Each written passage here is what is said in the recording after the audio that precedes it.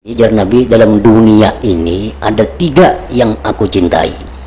Yang ujungnya nanti Imam Ghazali akan menerangkan bagaimana orang mencintai Allah. Sedangkan Allah kada bisa dilihat dengan mata, kada bisa didengar dengan telinga, kada bisa dicium dengan penciuman, kada bisa diraba dengan indera sentuhan. Tapi orang bisa mencintai Allah. Nah, dari indera mana datangnya cinta kepada Allah itu? Nah, itu inti yang akan dibahas.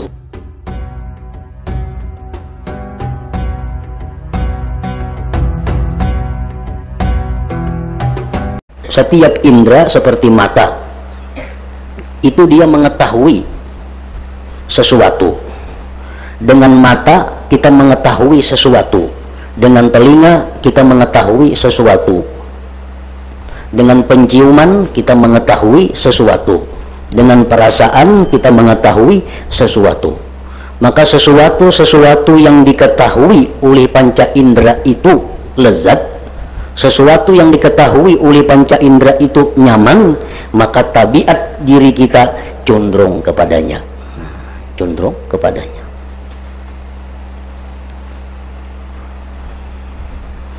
Jadi tabiat diri kita ini condong, artinya mengarah kepada sesuatu yang lezat. Lezat itu didapat melalui panca indera tadi.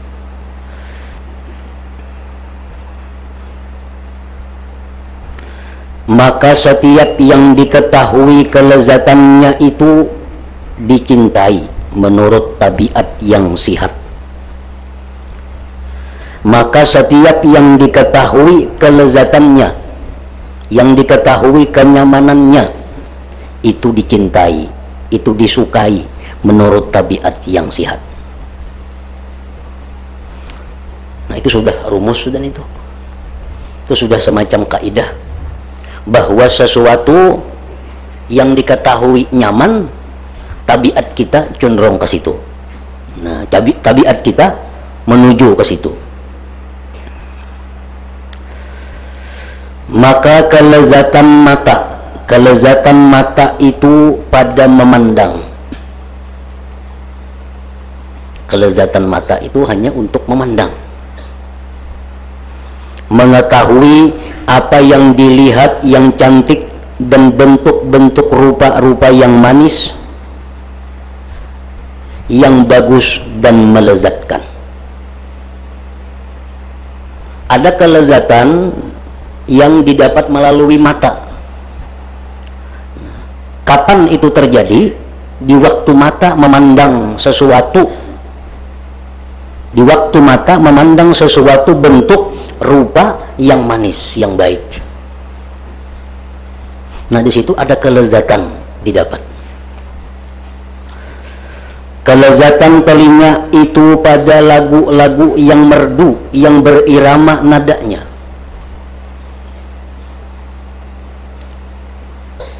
Di waktu kita mendengarkan suara yang indah, di waktu kita mendengarkan suara yang merdu, yang berirama, timbul kelezatan di dalam hati kita. Di mana kelezatan itu datangnya sumbernya? Dari panca indera telinga. Dan kelezatan mencium pada bau-bauan yang harum. Kita cinta ketujuh lawan minyak harum. Kenapa? Karena itu nyaman. Di mana sumbernya? Panca indera penciuman. Kelezatan indera rasa itu pada makanan-makanan dan kelezatan. Kita ketujuh masakan ini, ketujuh minuman ini. Kenapa? Karena nyaman. Di mana datangnya nyaman itu? Melalui indera rasa. Dan kelezatan indera sentuhan itu pada kelembutan dan kehalusan. Nah, di sini Imam Ghazali akan menerangkan lawan kita tentang cinta itu di mana datangnya, sumbernya, supaya kita kada salah dalam mencintai Allah. Kalau mencintai harum-haruman itu sumbernya dari panca indera hidung, karena nyaman dicium. Kalau makanan yang nyaman-nyaman kita ketuju, karena itu melezatkan, datangnya dari panca indera rasa.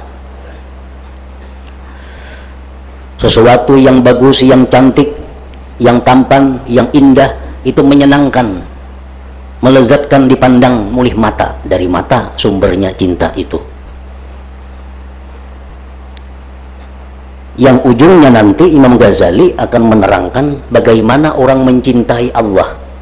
Sedangkan Allah kada bisa dilihat dengan mata, kada bisa didengar dengan telinga, kada bisa dicium dengan penciuman, kada bisa diraba dengan indera sentuhan. Tapi orang bisa mencintai Allah. Nah, dari indera mana datangnya cinta kepada Allah itu? Nah, itu inti yang akan dibahas oleh Imam Ghazali. Tapi beliau mulai daripada yang zahir-zahir, mulai daripada yang nampak, yang masuk dalam akal kita.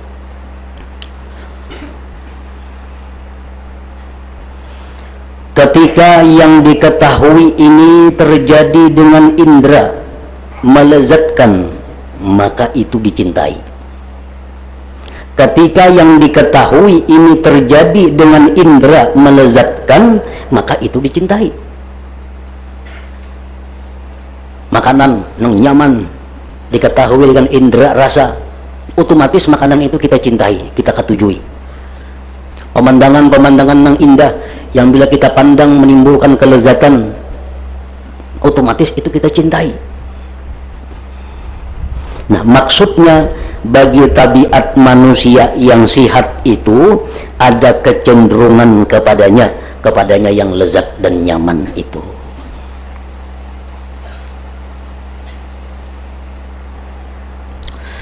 Sehingga Rasulullah sallallahu alaihi wasallam bersabda, "Hubbiba ilayya min dunyakum salasun, at-tibu wan nisa'u wa ju'ila qurratu aini bis salah."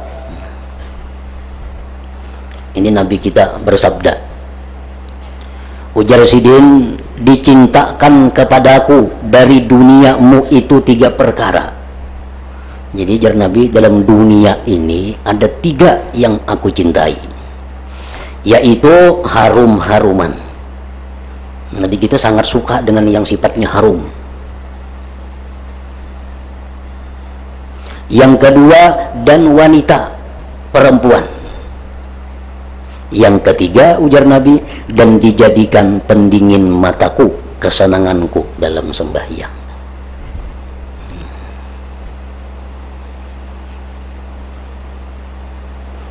Artinya apa? Aku ujar Nabi ketujuh, cinta lawan harum-haruman. Aku suka cinta dengan perempuan. Tetapi yang paling aku cinta adalah sembahyang. Yang paling aku cinta adalah sembahyang.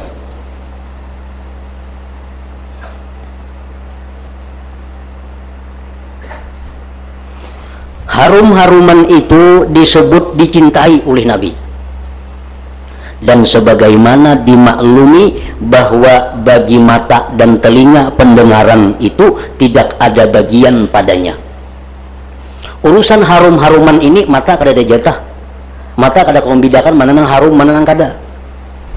Telinga sama, kada kau membedakan mana nang harum, mana nang kada. Akan tetapi bagi indera pencium saja. Yang mengetahui ini harum, ini kada adalah indera pencium. Nah, wanita itu disebut oleh Nabi tadi dicintai, dan tidak ada bagian pada wanita itu melainkan bagi indera mata dan penyentuh. Sumber datangnya kenapa cinta kepada perempuan itu dari panca indera mata dan penyentuh, tidak bagi indera pencium, perasa dan pendengaran.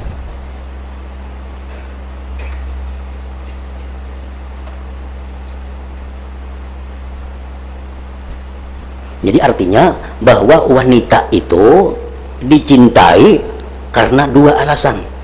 Pertama, nyaman dipandang, yang kedua, nyaman disentuh. Urusan telinga kada berfungsi, orang tuli kada jadi masalah, kata jangan bini-bini. Karena urusan telinga kada ada urusan dengan itu.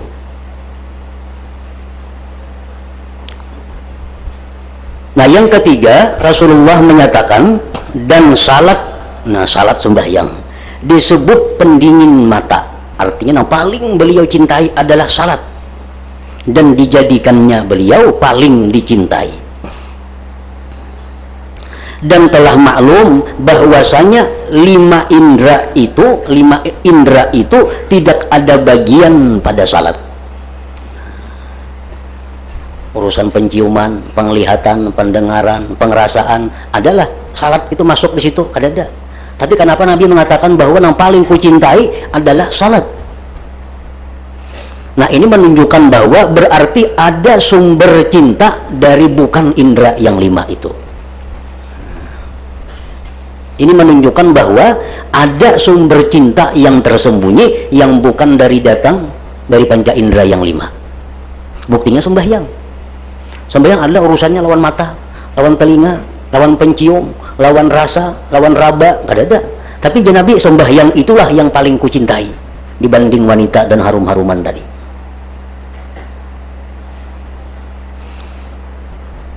Dan telah maklum bahwasanya lima indra itu tidak ada bagian pada salat. Bahkan atau tetapi itu sembahyang adalah bagian indra yang keenam. Kelezatan, kenyamanan sembahyang itu bersumber atau diperoleh dari indra yang keenam. Yang tempat sangkaannya adalah hati. Tidak ada diketahui kecuali oleh orang yang mempunyai hati. Maka, jadi amun orang kada berisi hati, kada kawa cinta kepada sembahyang. Karena sembahyang itu sumber kenyamanannya dari hati. Kalau orang kada punya hati, kada akan bisa cinta kepada Allah. Karena Allah kada bisa diperdapati dengan panca indera yang lima. Tapi Allah hanya bisa diketahui, dikenal oleh hati. Kalau kita kada punya hati, kada akan bisa ada cinta kepada Allah.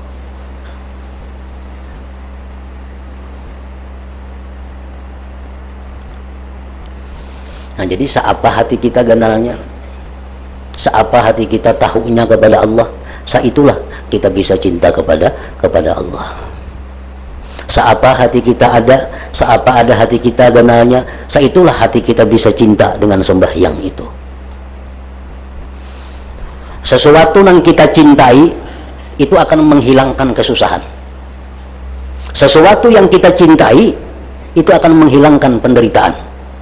Contohnya, orang sakit. Lalu si sakit ini cinta lawan sesuatu. Datang sesuatu itu. Nah, maka rasa sakitnya pun akan hilang. Kenapa? Karena kuatnya cinta kepada sesuatu itu.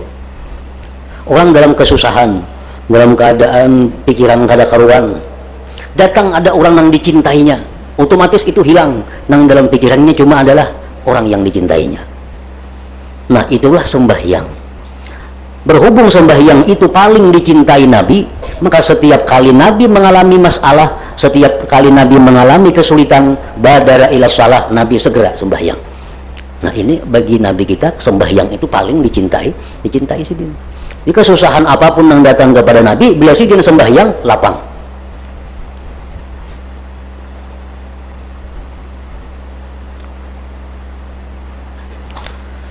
Dan telah maklum bahwasanya lima indra itu tidak ada bagian pada salat. Bahkan itu, tetapi itu sembahyang adalah bagian indra yang keenam, yang tempat sangkaannya adalah hati. Tidak dapat diketahui kecuali oleh orang yang mempunyai hati. Kalau kita ini ketujuh lawan sembahyang, bila sembahyang nyaman, cinta lawan sembahyang, itu menunjukkan kita mulai punya hati. Nah, karena kenyamanan sembahyang itu hanya bisa didapat melalui indera hati. Umum kita rasa berat sembahyang, rasa kulir sembahyang, rasa malas sembahyang, itu wajar karena sembahyang ini kenyamanannya kada kawat dirasa dengan panca indera yang lima. Jadi kalau kita malas sembahyang berat, itu menunjukkan kita tidak mempunyai hati. Tidak dapat diketahui kecuali oleh orang yang mempunyai hati. Kelezatan kelima indra itu bersamaan padanya binatang akan manusia. Kalau soal panca indra yang lima, sama aja manusia dengan sapi. Sapi ada punya panca indra yang lima. Jadi kalau kita hanya dapat kelezatan dari panca indra yang lima aja, yang lain kadada, sama dengan binatang. kelezatan kelima indera itu bersamaan padanya binatang akan manusia. Maka jikalau kecintaan itu terbatas pada apa yang diketahui oleh panca indera, sehingga dikatakan bahwasanya Allah Ta'ala itu tidak dapat diketahui dengan indera dan tidak dapat dicontohkan dengan khayal, maka Allah itu tidak bisa dicintai. Maka dengan demikian maka batallah kekhususan manusia dan sesuatu yang dapat membedakan manusia daripada indera keenam yang diibaratkan darinya ada kalanya dengan akal atau nur atau dengan hati atau dengan apa yang engkau kehendaki dari ibarat-ibarat lainnya. Maka tidak ada yang menyempitkan padanya dan jauh yang demikian itu. Jadi ada orang berpendapat bahwa Allah itu kadang-kadang dicintai. Allah itu kadang-kadang dicintai. Kenapa Allah kadang-kadang dicintai? Karena yang dicintai itu nang kawa dihasilkan oleh panca indera. Sedangkan Allah di luar panca indera kita. Jadi kita kadang-kadang mencintai Allah. Nah, pendapat semacam ini adalah pendapat manusia yang kadada bedanya dengan perasaan, dengan tingkatan binatang. Binatang hanya mencintai hal-hal yang sifatnya terjangkau oleh panca indera.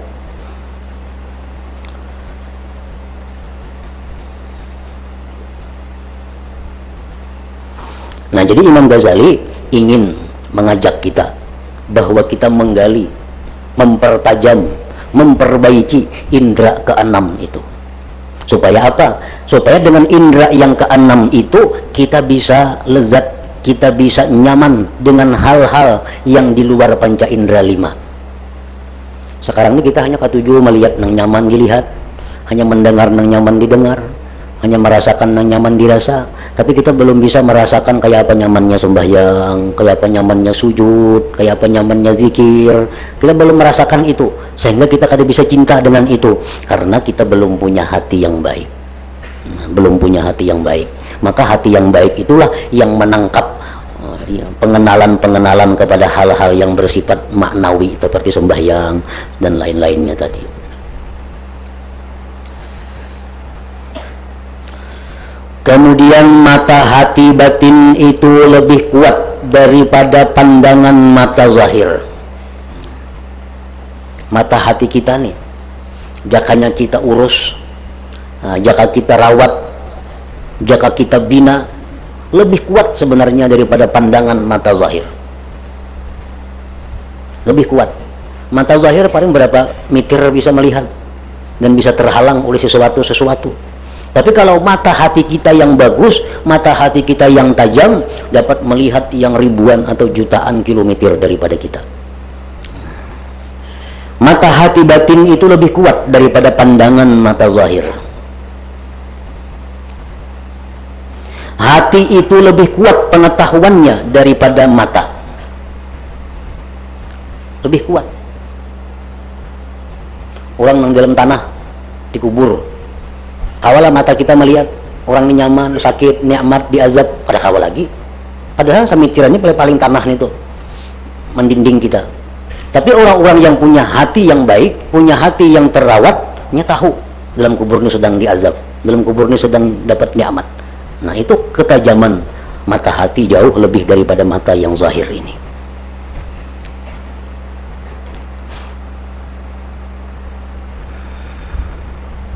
Oleh karena itu, mata zahir ini lemah. Kadakawa mata zahir ini untuk menyaksikan sesuatu yang berhubungan dengan Allah. Kada bisa di dalam dunia ini. Mata kita musyahadah kepada Allah, kada bisa. Karena mata zahir ini lemah. Orang yang bisa musyahadah dengan Allah itu orang yang punya mata hati yang bagus.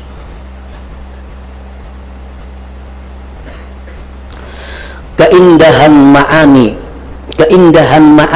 atau keindahan maknawi atau keindahan batiniyah yang diketahui dengan akal itu lebih besar daripada keindahan bentuk-bentuk zahir bagi pandangan mata.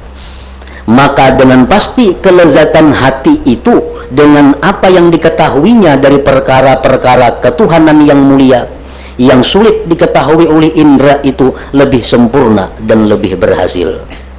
maka kecenderungan tabiat manusia yang selamat dan akal yang sihat kepadanya itu lebih kuat.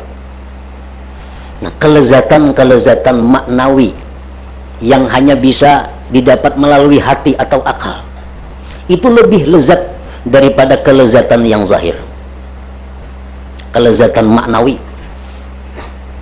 Kadang-kadang orang memikirkan sesuatu yang inya belum mengerti, diputarnya, diperdalamnya, diulang-ulangnya sampai inya mengerti. Nah, begitu mengerti, inya akan dapat kepuasan yang luar biasa, lebih puas daripada orang makan nang nyaman-nyaman, minum nang nyaman-nyaman, memandang nang nyaman-nyaman.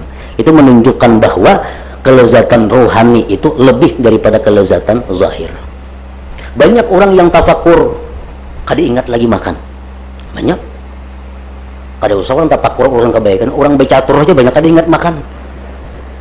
Kada usah berpikir tentang yang baik-baik. Orang becatur itu apa? Ada kelezatannya secara zahir, kada napa-napa. Tapi bila manang becatur itu ada kepuasan batin yang luar biasa, lezatnya lebih lezat daripada makanan yang lezat bagi orang yang hobi catur. Nah, demikian pula yang berurusan dengan agama, yang berurusan dengan Allah, yang berurusan dengan hukum-hukum Allah.